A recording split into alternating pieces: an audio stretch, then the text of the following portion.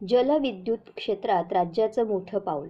जलविद्युत निर्मितीसाठी pumped storage धाटणीच्या प्रकल्पासाठी महाराष्ट्र शासन आणि NTPC, Welspun new energy, NHPC, renew hydro power, THDC India, Torrent power, Adani green energy या कंपन्यांशी महायुती सरकारने नुकतेच सामंजस्य करार केले.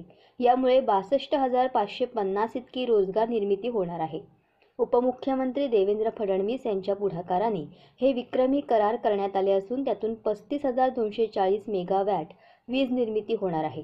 राज्यातील या प्रकल्पांमध्ये सुमारे 1,88,750 कोटी रुपयांची गुंतवणूक, तर राज्यात 2030 पर्यंत 50% वीज निर्मिती ही नैसर्गिक ऊर्जा स्रोतांमधून होणार आहे.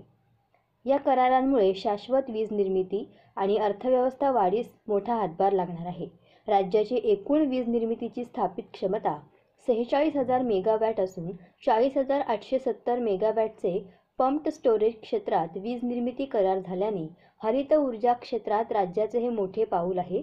राज्यात सौर ऊर्जा निर्मितीतही लक्षणीय वाढ करण्यात येत आहे.